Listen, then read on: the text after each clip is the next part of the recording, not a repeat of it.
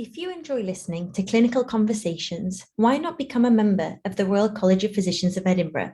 Our membership provides you with access to the RCPE educational portal, the live evening medical updates, and you have options to view the symposia both in person or online. If you would like to learn more about this, please go to the Royal College of Physicians of Edinburgh website.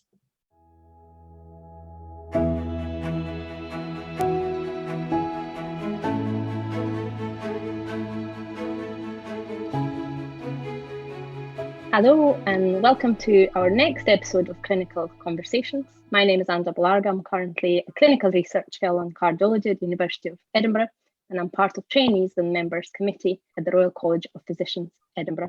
Johnny, would you like to introduce yourself as well? Hello everyone, welcome to Clinical Conversations. I'm Johnny Bardgett and I'm a TMC member.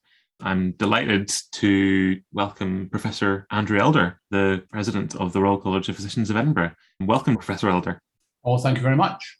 So today we have an exciting episode. We're going to talk about clinical skills in postgraduate medicine. And as Johnny said, we're delighted that Professor Elder is able to join us, as he's probably one of the best able to talk about this with his wide experience in postgraduate education and postgraduate exams. Just before we start the conversation, I'd like to give a bit of an introduction to Professor Elder. So Professor Elder is a consultant physician, currently in NHS 5, an honorary professor at the University of Edinburgh and the president of the Royal College of Physicians, Edinburgh. So as an NHS consultant in medicine for the older people for 30 years to date, he's first and foremost a clinician. He sees the doctor's role in patient care as a privilege, believes that the teaching of medicine is a vital part of professional life, and the traditional attributes of a physician, such as compassion, communication, clinical competence, remain paramount. The focus of his work outside clinical care has been medical education, and the college's examination remained their most explicit standards, and he has made significant contribution and impact training and assessment in recent years through his leadership roles. He also has a huge international experience in visiting more than 20 countries to teach or assess bedside clinical skills in the past 20 years, and establishing successful educational partnership in the Middle and Far East, Indian subcontinent, Africa, mainland Europe, and North America. In 2021, in recognition of his work on clinical skills in the USA, where he's a visiting professor at Stanford and Johns Hopkins, he became the first doctor practicing in Scotland and only the second in the UK ever to be awarded a mastership of the American College of Physicians. Welcome again, Professor Elder, and we're really looking forward to our discussion today. So we thought we'll start by asking you to give us further overview of your career, but also where your passion for medical education started. Thanks very much, Anda and Johnny and the whole team for the invitation and for the very flattering introduction. I'm a great fan of the Clinical Conversations podcast series, so I should record, my admiration for it and my thanks for doing it too here as well. So I'm sure everybody who's listening, whatever stage in your career you're at, you look back on where you are and how you got to it. And I'm pretty far on in my career, so there's a lot of looking back to do. But thinking about your question about medical education, I guess my first way into that would be just to remind myself that the word doctor comes from docere, which means to teach. And I've always seen my first responsibility is to my patients as a clinician, but second to that is those who will follow me and be doing the job I do. So teaching is absolutely central to my role as a hospital doctor. I couldn't imagine doing or enjoying the job as much without teaching. I think another angle on that really is that when I think sometimes about the things that pull you through, medicine can be pretty tough sometimes and feel relentless and that you're very busy. But when I think about that, it's the conversations that I have with medical students or trainees on ward rounds and clinics, the things I feel able to teach them about, the questions they ask me, particularly the ones that I can't answer. I've got this kind of not quite a mantra, but at least once on every ward round, a consultant should say the words, "I don't know," to illustrate the fact that we're all always learning. So I love the whole interaction as now a trainer with trainees and students. I don't know. Some people have asked me if, the fact that I'm a geriatrician has got me more interested in clinical skills. I don't think that is actually the fact, although there's no doubt, I think, that particularly as we're trying to get into an era now where we're responsible about the use of resources and technology. A case can be made that better exercise of clinical skills in frail or older people to help make judgments about what's best for them is important. I suppose the way I got into what you might call formal medical education, rather than just doing what I think we should all be doing, which is teaching students and trainees, was through exams. I didn't like the format of MRCP the way it was when I sat it. And I kind of thought that maybe I should try and get into the system and see if I can help change it. And, so I was involved in the original inception of PACES and then subsequent revisions of it from the very old-fashioned form of clinical exams that we had. And then the final bit, I guess I would say about my own career is how rewarding it has been to get involved outside the UK. Going to some, you might call them health economies or countries where there's less technology available. I'm always humbled by the fantastic clinical skills of doctors, particularly in physical exam. And then on the other hand, going to the States, particularly Stanford and Johns Hopkins, but other places I go, it's been really good to see that a big body of clinicians there in a very high-tech environment are worried. They're worried that there's too much tech and not enough emphasis on core clinical skills. And we've made, a number of important advances in the States to try and redress that balance a little bit. Professor Elder, it's great hearing you speak about your career. And I think one of the things that's clear to me is that within education, at least, it's a community. It's a community of learners. We're all working towards the same thing to help our patients and to help train others to do the same. And it seems that obviously you're a leader in this. One of the things that I'm curious about is, obviously we've talked about the difference between the US and the UK just recently with our episode on clinical conversations and from what you've talked about. What do you think the differences are? And is there a correct or a right way of teaching clinical skills? Obviously we have PACES here and you've talked about PACES. If you think about the US, if you want to contrast US and UK, let's just say postgraduate medical education in internal medicine. One thing, we've both got our strengths and we've both got our weaknesses. One great strength of every US residency program that I've visited is their sit down in the room, bleep-free protected learning, typically in the form of what they call morning report or noon conference. The typical model of morning reports led by the chief resident, who's a senior trainee, there's usually faculty, consultants sitting around the outside of the room, but it's a discussion between trainees about one case. And they go through the history, the exam, the labs, the imaging, the differential diagnosis, the consultants pitch in if and when appropriate, or they may be asked about something particular. So it's case-based learning in a real team way that I haven't seen very often in the UK. I actually just wish we had more bleep-free protected time to make some kind of sit-down learning more possible. So that's one way that they are better than us, if that's the right language. And in having case-based discussions, the ones I go to, they'll occasionally bring in a patient and show how, the history informs the differential or sometimes the physical exam. But they certainly highlight the importance of history and physical exam in a useful way. The downside of the American system, the main downside in comparison to us, I would say, relates to the old adage that assessment drives learning. And so if you go into internal medicine training in the USA, from your point of entry to when you certify, which is only 3 years, there is no summative exam. There's no high stakes exam in clinical skills.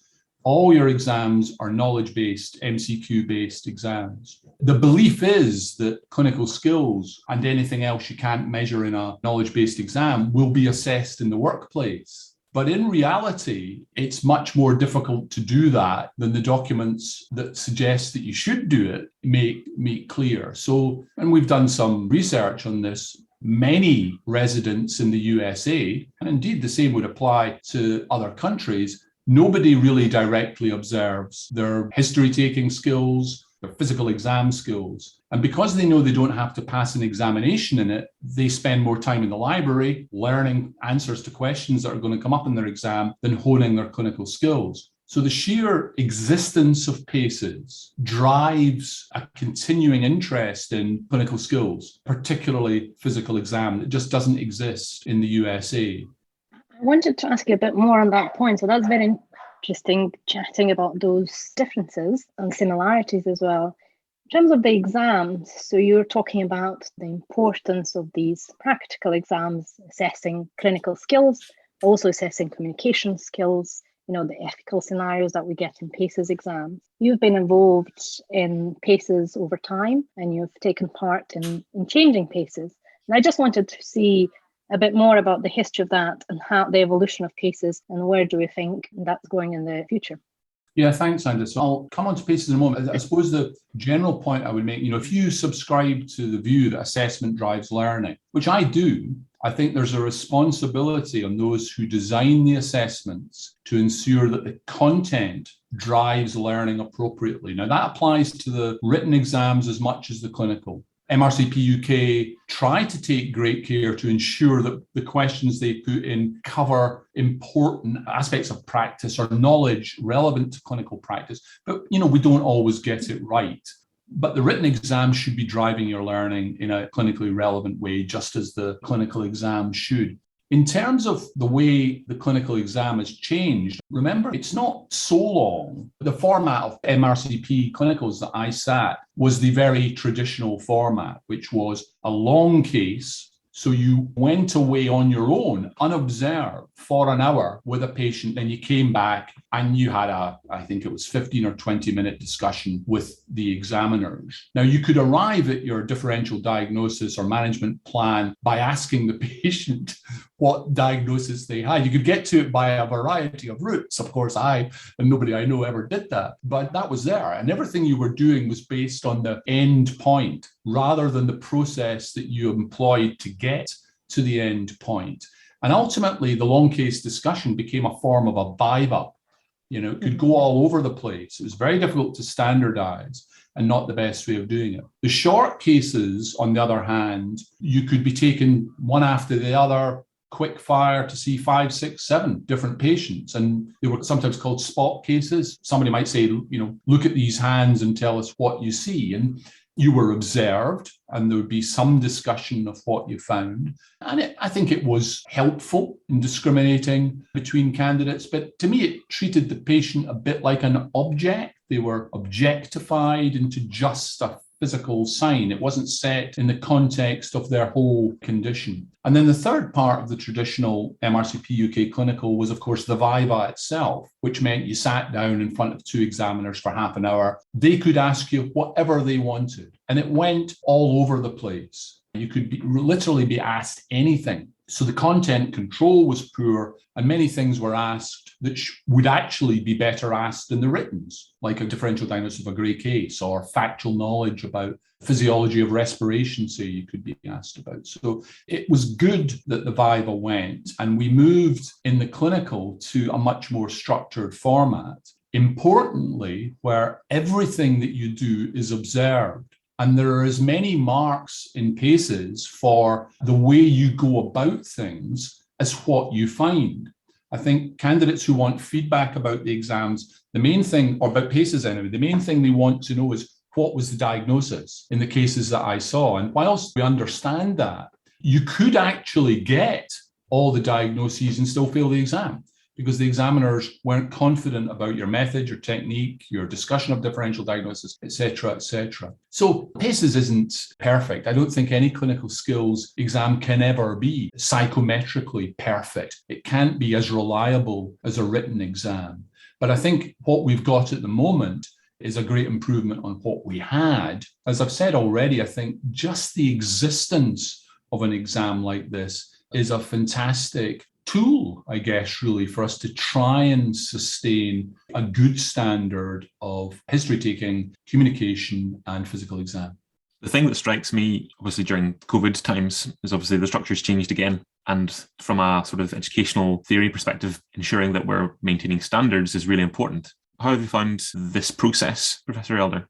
I think that the pandemic forced us, as you know, to do a whole lot of things that we'd thought about doing in a whole lot of areas of medicine. Like telemedicine, consulting with patients themselves has leapt forward because we were put in a position when it was really the only way we could sustain some services. So it's good that one, that made us do it, and two, that we had the tech and were able to pull it off. I think, though, that just as we are seeing limitations of clinical medicine, telemedicine, in that it's not a size or it's not a form of consultation that suits every patient, that suits every doctor, or suits every presentation, we're also seeing an assessment that it doesn't suit everything that you may want to do or you may want to assess. I think it changes the interaction between the surrogate and the candidate too, in ways that may not be applicable to real life. In other words, if you were in a consultation in a room,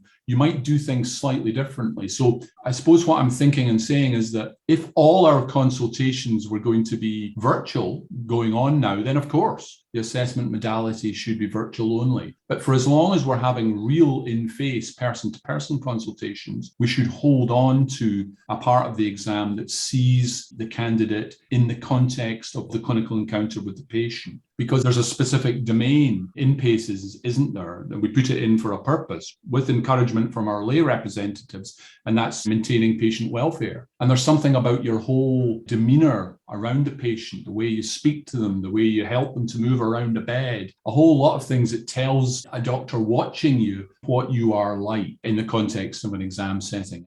In a nutshell, yeah, let's continue to use virtual means for some parts of our assessments, but I would like us still to have face-to-face as well. I remember doing my PACES exam very well. I remember the stress of it. I remember the day clearly. And I think one of the things that a lot of people think about PACES is the ritual of the exam, the methodical approach to approaching a patient, coming to differential diagnosis whilst you're going through each part of the exam from the end of the bed, going through and assessing the patient's hands, moving up the arms, the neck, the chest, the precordium. This is, I think, one of the great things about clinical medicine is that you, as you said, you're getting that face-to-face contact. Having said all that, is there any particular clinical exam that you like, that you enjoy doing? What a great question. I mean, I think that I should say I too was very nervous for the clinical exam. And I would agree with you that there is an element of ritual to it and also of rite of passage to it that different people will feel differently about. But in terms of an aspect of the physical exam, I had a long journey with the jugular venous pressure, and even more so with the character of the jugular venous pulse form. And, the latter was quite heavily taught when I was a trainee, but in reality, it's rarely of use, the character of the jugular venous wave form. Yeah, a CV wave or B wave of tricuspid regurgitation, that's the commonest thing, relatively easy to pick up. I suppose inspiratory rise in the JVP, it's not really a waveform thing, but that's something else that can be very important if you know about it and know to look for it. But I think just the whole business, going back to the jugular venous pressure of how you measure the JVP at the bedside has always intrigued me. I've taken a lot of interest in that. I think I've got quite good at it. We'll be talking about POCUS later, I suspect, and doing a bit of POCUS has helped inform that. But I do still genuinely feel in the kind of medicine I practice, so that's inpatient medicine with older people and sometimes some outpatients still, feeling confident about the assessment of the jugular venous pressure, I do find very, very useful to me clinically. So I guess that would be my sign of the year.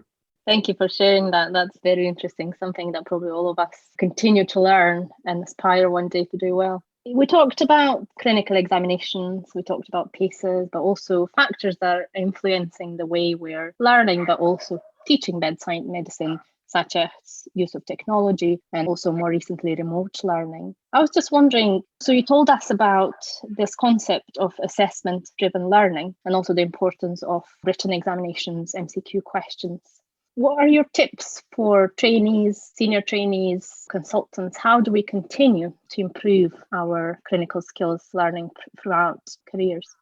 Well, I'd use PACES again as an example here. One of the barriers to really kick-starting teaching in physical exam, and indeed other aspects of bedside medicine, so history taking, and the giving of information. One of the barriers to that in the States is lack of, believe it or not, lack of confidence in the faculty, so in consultants, because many of them never sat a clinical skills exam themselves. Whilst many of them will be comfortable teaching undergraduates, medical students, a top to toe, basic method of exam, right? But they're quite uncomfortable about teaching postgraduates the interpretation of real physical signs. Now, I'm generalizing, obviously, some folk in the States are as expert as we are on that. But if you take the average confidence level, I would say it's lower in the UK. And one of the reasons for that is that we've got a community of people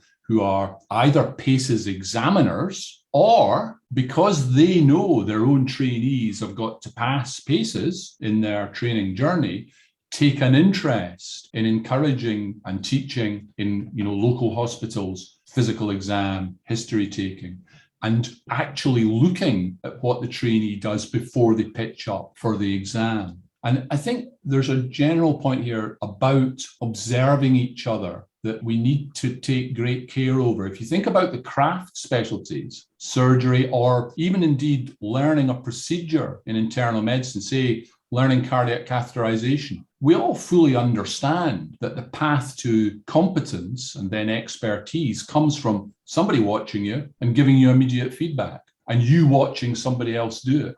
I'm not sure how we translate that at the moment into core clinical skills, history taking, physical exam, etc. And the existence of an exam for us, we're far from perfect, and there isn't enough direct observation, I don't think, but it gives us a reason to be looking at trainees, and for trainees to be looking at their consultants and asking them what parts of the physical exam they find useful, or listening to how they go about taking a history in a particular situation. And that's all part of the learning process, two-way learning process for trainers and trainees. I once listened to someone talk about how they approach the busy patient. I'm sure that's the kind of patient that you're well familiar with, Professor. The patient that comes in with intermittent triggered vertigo or an acute vestibular syndrome. And that always gave me that fear of dread about having to see that patient, perhaps in the PACES setting. And when I was trying to explain how to assess this patient to someone in the acute medical unit when I was teaching them, I went back to basics. I went through the importance of the history, whether it's episodic or constant, and whether or not it's triggered or spontaneous, or whether it was something that was part of a broader neurological syndrome. I guess what I'm really talking about was the use of either the HINTS exam, or in the episodic vertigo patient, the Dix-Hallpike. And I guess one of the things I reflect on with that is that I never saw a clinician do these tests throughout my entire training. I just wonder if you had any thoughts on that. And obviously it's become more widely appreciated over the last few years in medical teaching that I've attended. I think more people are doing this. What are your thoughts on that? Thanks, Johnny. More people are doing HINTS. And in my experience, more people are aware of it and therefore feel empowered to do it.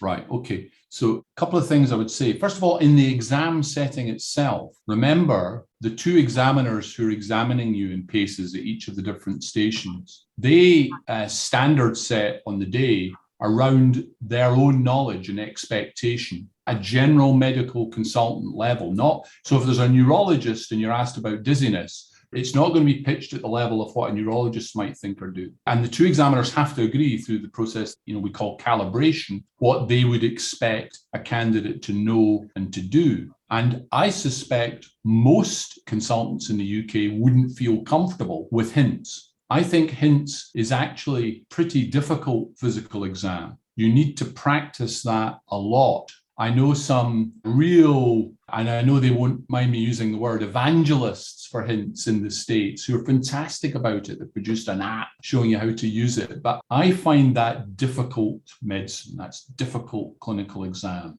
As you probably also know, if you can do it, it's got very, very high diagnostic accuracy in the presentation of a dizzy patient. So it's worth mastering, but you really do have to work hard to master it. So I guess the main point in that is that let's take it to something a bit simpler. If there's a patient in the cardiovascular station who's been put in the exam because they've got aortic regurgitation, if the examiners can't hear the diastolic murmur, you won't be marked down because you as a candidate can't hear the diastolic murmur. It's based upon the examiners at a general medical level saying, look, what is it reasonable to be able to find here. In older formats of the exam, and indeed in some other clinical exams in other parts of the world still, the patient will be put in, a registrar, as we used to call it, a chief resident will have selected the patients, put them into the exam, and the examiners may not even examine them.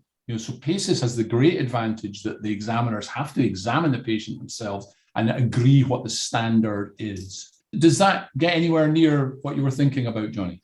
Yeah, I think it's just when you're preparing for PACES, and we're doing a PACES podcast, which will be out in 2023, we will go through this process about what to expect. And I guess just for our candidates, it's good to get an idea about what do we expect and what will they have to do. And it's really helpful just to hear you voice these Yeah, factors. well, I mean, I think that is a big issue. I was talking about that in another meeting today, and it's primarily the responsibility of MRCP UK, but it's also, I think, in deaneries and training too, we need to demystify these exams a wee bit, or a big bit.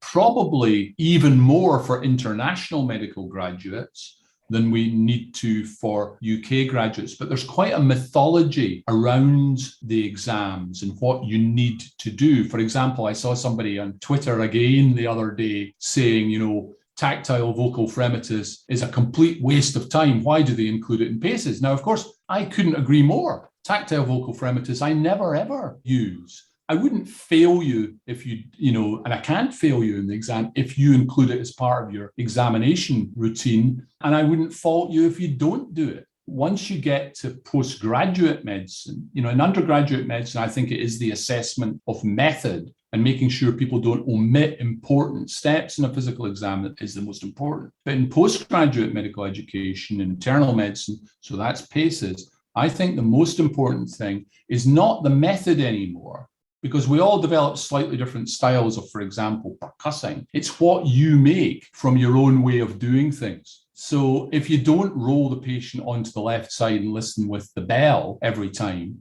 but you pick up that somebody's got mitral stenosis, let's say, then that's your way of doing it. So there's a lot of kind of myths that in part come from some of the commercial courses, I think, that run, and the teachers on that are not PACES examiners. So they don't really know how the standard is set and what's expected. So we can take some responsibility for demystifying the exam, and I hope your forthcoming podcast does a bit of that too.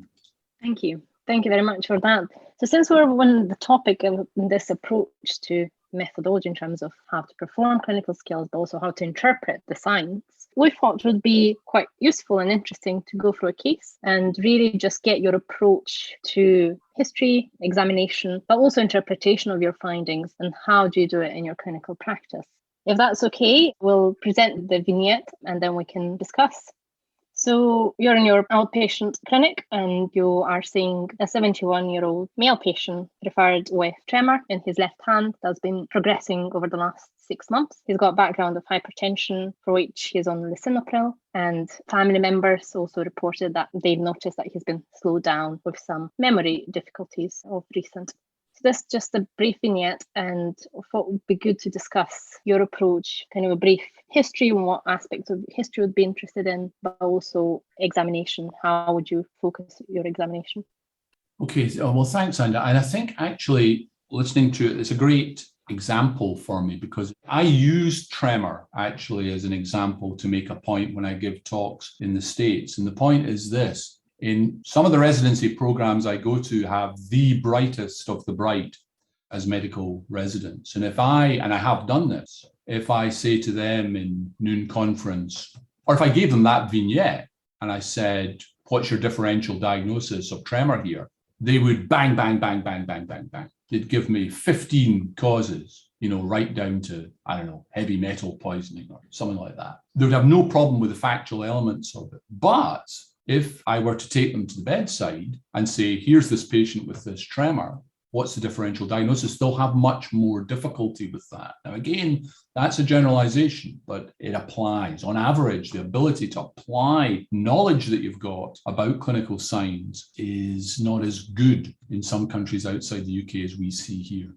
So with this person, 71, and I've said 71 very deliberately there, whatever the presentation is, set it in the context of the individual who's coming to see you. So if they were 41, your differential diagnosis would immediately be a little different. If they were a female, your differential diagnosis might be slightly different. So set the presentation, in this case, tremor, in the context of the unique individual, the person that you are seeing. And that might right away set you on the most productive diagnostic pathway.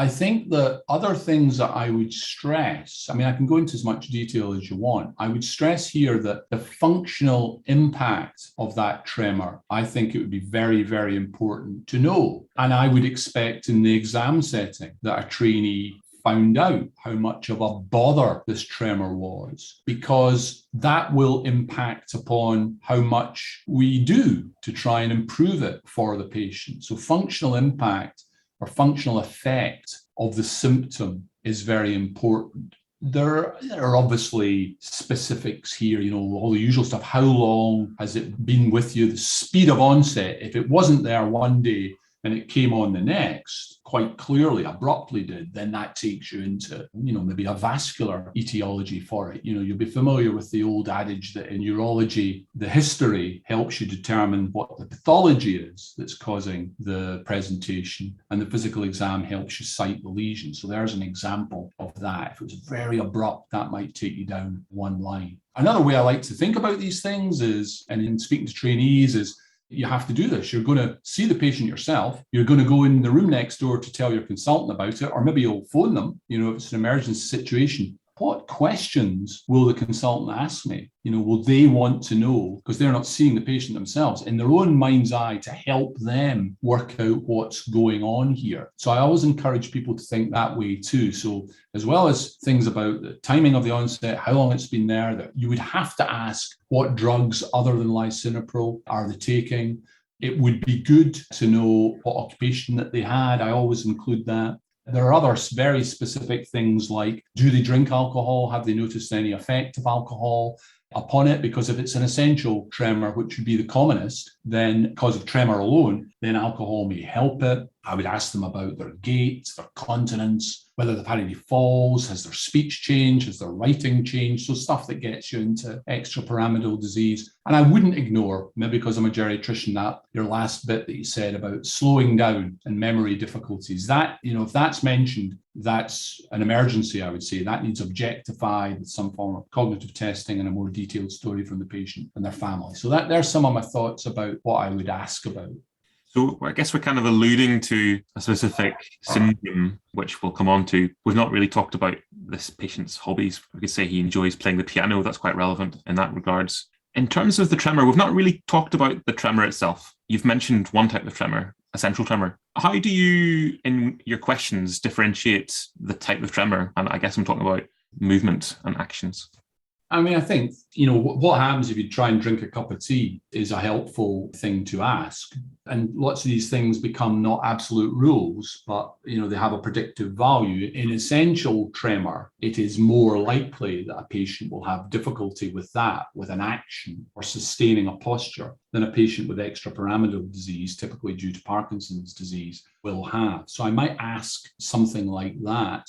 But I guess generally, Johnny, it would be about the overall functional effect of the tremor in relation to activities of daily living. Does it impact on your hobbies? Does it impact on dressing, feeding, doing up buttons? Those kinds of questions. But as you know, you'll get more bang for your buck, as it were, by looking at the tremor yourself than asking questions about it. That's really helpful. I don't know if you wanted to ask a bit about the clinical exam itself. Yeah, that would be great. So we talked about the history taken and the points that you would take from the history. What about the examination? I presume you'll do kind of full system examination, neurological exam, but we concentrate on the tremor. How would you approach this in terms of the clinical skills exam?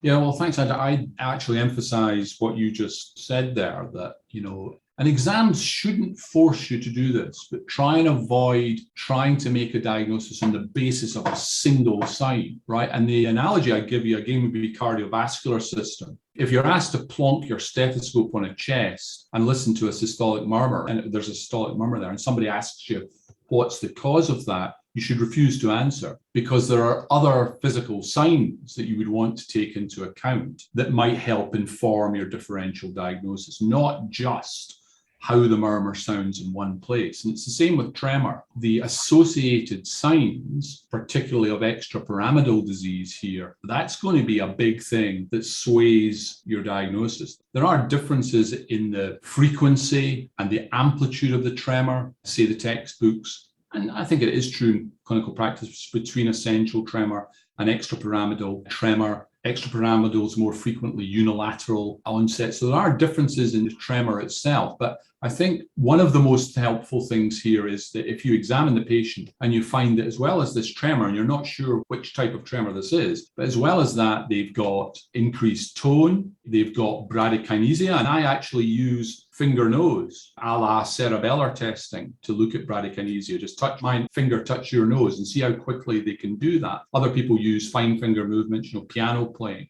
If they have low voice volume, then those kinds of signs are going to push me towards extrapyramidal disease and away from essential tremor. And obviously also in the neuro exam, if you found that they had clear upper motor neuron signs in their lower limbs, that would shift your differential diagnosis a wee bit. It could be vascular Parkinsonism, or it could be one of the more sinister variants of extrapyramidal disease itself, not Parkinson's plus. It wouldn't just be the tremor that helps me. Would you expect candidates to pick up on things like hypomimia? I guess I'll ask you to just explain what that is for the listeners, and things like the glabellar tap. Are these things that we expect from candidates anymore? If there was a patient with a tremor and paces, the two examiners would discuss beforehand what physical signs they think are present. They would discuss what signs are not present in their opinion. And if you find most of the signs that are there and don't invent a whole lot that aren't there, then you're likely to pass the physical signs domain of the exam. The examiners, they won't fault you specifically if you don't get into something like glabellar tap. They might ask you what you think the significance of that is, or, paucity of facial expression is. And the answer is that on their own, they've got limited diagnostic value, but taken in the context of an array of other physical signs, they could be, a couple of the things that sway you one way or another. It's like interpreting images, and we forget about this. There is subjectivity. Some people criticize the physical exam because it's not 100% reproducible or reliable, but neither is looking at a chest x-ray. And you need to get confident, I think, about making your own judgment in your own technique and your own experience of what you see and how that informs diagnosis. That's what it's all about. And how, so you alluded earlier about the importance of putting all the information you've gathered during examination history in context to discuss your differentials and present that to the examiners. So we've just stayed in the context of the examination paces. Clinical examination presentation is an important part of it and discussion with the examiners. What's your approach and advice to trainees in terms of how to conduct that? I've been involved in teaching undergraduate students and also preparing them for their OSCE exams. And I sometimes find challenging because students are really interested about that aspect about your absence of clinical findings and how much you need to concentrate on that. What's your approach of taking all that in context? Well, in the PACES teaching that I have done, really all the examiners know it's a high stress situation. It's not like being on a ward round. It should be, but the high stakes nature of it means that it can never actually be like that. And it's not exactly like discussing it with your consultant in a clinic, discussing the patient. But that's the way you should try and see it. And the examiners do take nerves into account. The discussion will be pitched, at the level of what you might discuss in a ward round if you've just seen a patient with that physical finding, or in station 5, this particular presentation. There isn't enough time for the examiners to get into much more detail. And if you happen, say, imagine you see a patient who's got an enlarged liver. If somebody asks you about the genetics of hemochromatosis, then almost certainly that's because they've run out of the things they needed to ask you for you to pass all the domains in the case. So that's never going to be a pass-fail issue. So think about, what would I say if I was on a ward round or in a clinic and we were trying to discuss this case about the significance of a finding, or what it means if something I might expect to find isn't there. The other thing you make me think, and are really about the difference between undergraduate and postgraduate assessment of physical exam.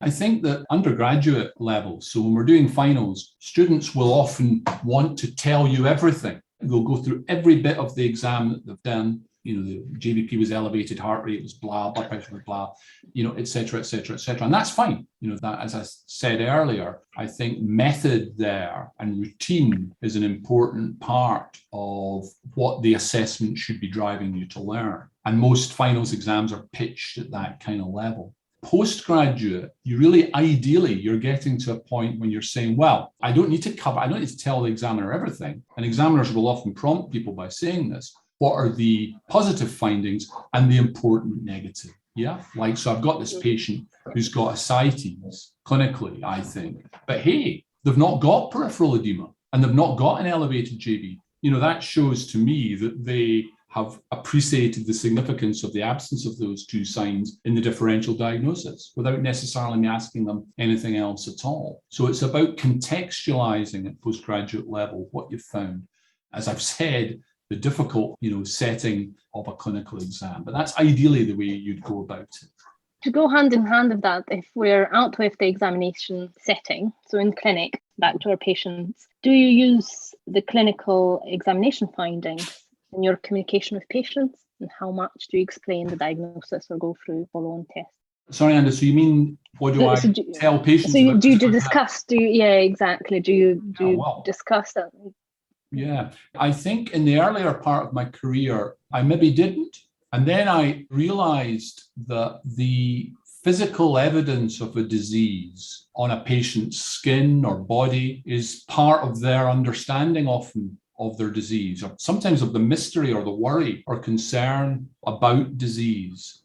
I come to feel that we sometimes don't recognize that enough. So if a patient's got finger clubbing, and I notice it on a ward, and I will say to them something like, doctors look at strange things. I'm looking at your fingers because X, Y, and Z, and it might suggest you need to do X, Y, and Z tests. And I think that if you look at it that way, and the same actually applies to POCUS now, physical exam findings and the significance of questions that we ask and bedside ultrasound findings are all great ways of getting into a conversation with a patient about their illness and their body and what they understand about their illness. So you've touched on POCUS, or point of care ultrasound, Professor Elder. I guess it's probably a good point to sort of ask you about where you see that in the future of clinical examination. Is there a role for this in PACES?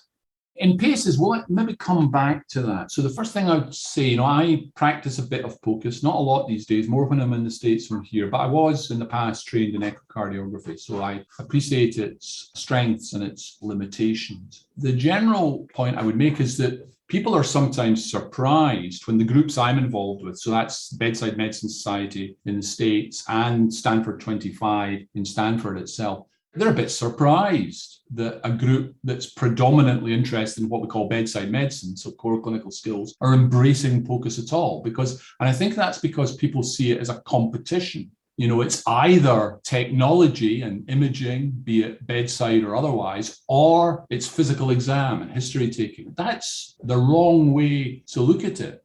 Disease remains a formidable foe, and we need all the tools at our disposal. So technology and our basic clinical skills are complementary. They're not in competition. And that's the way we should be looking at it. And that's the message we give in the teaching we do in the States. Bedside ultrasound is important as well because we feel, and a couple of other reasons, it takes you to the patient. It takes the clinician who's responsible for the care of the patient to the patient. And the more, like physical exam does, the more justifications we've got for that, the better. It's a totally different thing for the patient to be sent away to echo or x-ray or whatever and have, what are a group of strangers do the test on them, to having somebody that is looking after them doing the test. So I think it's strong from that point of view. I also think it's useful, Johnny, to get into POCUS because it does help you realize the subjectivity of imaging. I think some people think they can pick up a POCUS probe and generate an image that A, they'll be able to interpret, and B, that will have little labels saying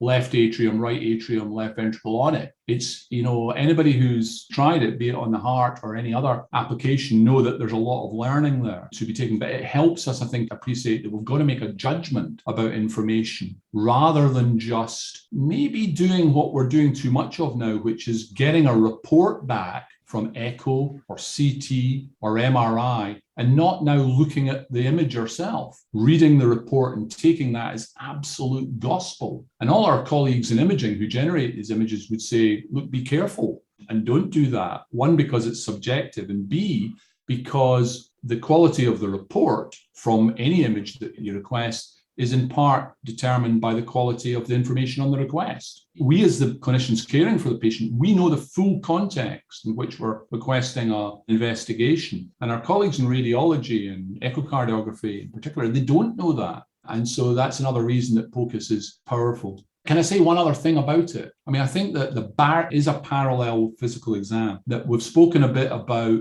the need for direct observation on the route to the acquisition of competence. And that applies to physical exam, but my goodness, it applies to POCUS as well. If you're going to get good at it, you need to have people looking at you doing it, looking at the images that you produce, talking about your interpretation of it. And that's just as difficult to set up in the hectic environment of clinical care as it is to have good clinical teaching programs. So that's a worry for me, is about how we generate the environment to deliver that. And also in the UK in particular, enough trainers who've got the skills to train others in POCUS. But we're totally behind it. Thank you for that. Thank you for sharing your thoughts on point of care ultrasound and for introducing it. Johnny, you've been involved in training and setting up courses locally, regionally for POCUS, and I wanted to also ask you a few questions about it. We do have an upcoming episode on POCUS. We have a discussion with Dr. Clare on POCUS as an extension of clinical skills, as you mentioned, Professor Elder. Johnny, from your experience, practical application, which are the most common scenarios where you've used POCUS in clinical medicine? I think the case that Professor Elder talked about, someone who's come in with suspected ascites, but no certainty about it. I think the ability to pick up a probe with appropriate training and assess whether there's ascites or free fluid within the abdomen, and then being able to interpret that and explain to the patient, this is why you've got abdominal distension, and then start their diagnostic or investigative pathway. That's one of the great things about POCUS. I'm lucky enough to be trained in it through acute medicine training, the FAMAS training, and it's now part of the curriculum for acute medics. It's required for all acute medics to be able to scan thoracic, abdominal, lower limb and vascular in order to see CT. So this is a skill that the appropriate bodies feel that is required for a generation of doctors, and probably this might extend to other specialties in the future. So I think that's one of the great things, be able to see someone and work out, are they actually in urinary retention, or is this someone that's actually got a pelvic or ovarian cyst in that patient that has a large volume on their bladder scan, but when you catheterize them, have low volume urine output? I'm sure, Amanda, I've talked about echo in your cardiology training, and we've talked about the use of that with Professor Elder. So its utility is great. Its use, I think, could be on a daily basis on the ward round. And it's great to hear that there are opportunities for training and also that's becoming part of the higher specialty training curriculum. Again, just to summarize for our listeners, Johnny, what would you advise from your experience in terms of how was your approach to getting trained in POCUS, and what opportunities do we have available? So I think, as Prof says, it's going through an appropriate training program.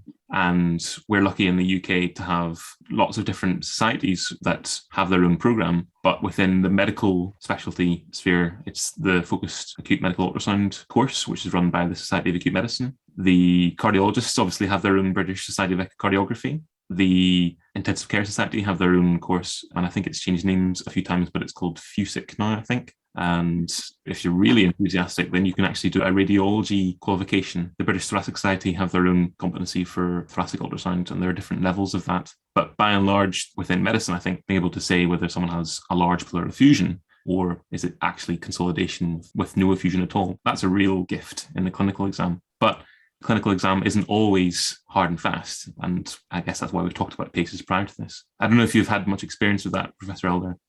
Yeah, sorry, I was just thinking I didn't answer the last bit. Your previous question was about it appearing in PACEs at some point. I don't know.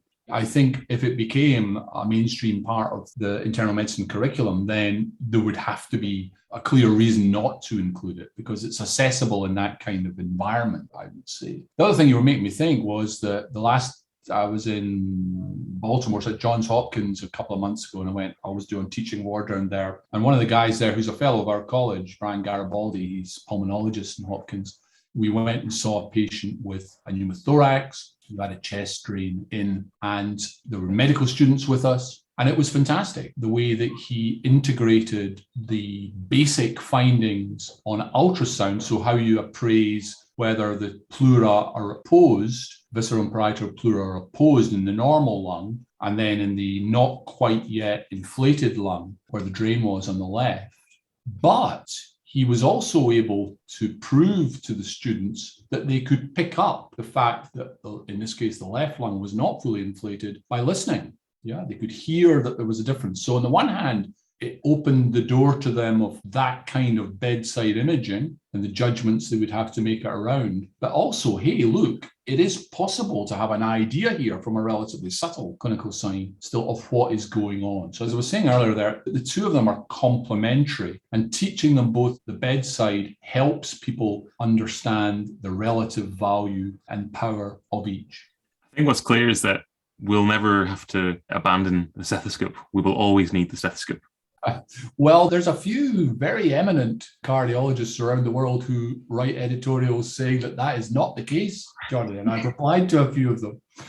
You know, rumors of my death are premature and all that. No, I think we're lucky. We're practicing in parts of the world where it is possible to contemplate healthcare systems where doctors can be trained in and acquire bedside ultrasound, but many parts of the world are not. One of the reasons I dislike the message about the death of the stethoscope is it undermines the confidence, I think, of many doctors around the world for whom that is a primary tool and will remain a tool for their whole professional careers. So we shouldn't undermine that confidence. Let's use focus when we can get it, but remember, we're not all in the same situations. Exactly. I've got a very recent example actually. Yesterday, I was examining a patient on the ward and we're discussing aortic stenosis. And this patient came in with signs of critical aortic stenosis. Echocardiogram was done and he had low gradient aortic stenosis as per measurement, which can be quite a challenging clinical scenario in terms of assessing the severity of aortic stenosis. And it was actually the stethoscope and the clinical skills and the signs on examination, such as the late picking of the systolic murmur and the character of the carotid pulse, that helped determine the severity of this disease. And in addition to, other methodologies that we have nowadays, like CT, calcium scoring and things like that. But I think, as you said, the importance of those clinical examination skills will hopefully remain there all the time. Yeah,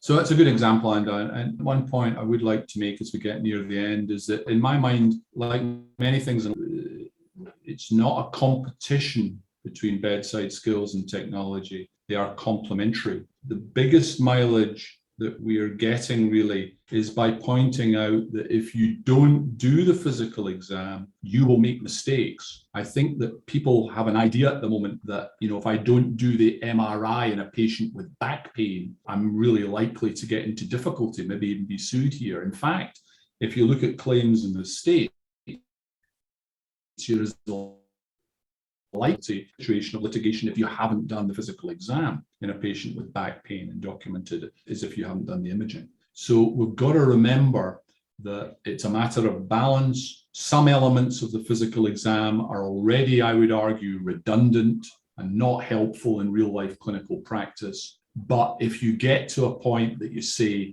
there's no value in it at all, hey, I don't look at my patients anymore, then you're in a very, very dangerous situation, I would say. We've covered so much. It's been an absolute pleasure to listen to you, Professor Elder. Listening back to you, I think we've touched on a lot. We've touched about the history of PACEs. We've talked about the history of clinical education in itself and how we apply this in modern practice. We're touching on focus or point of care ultrasound. For you, what would your sort of take-home messages be for the listeners before we wrap this up?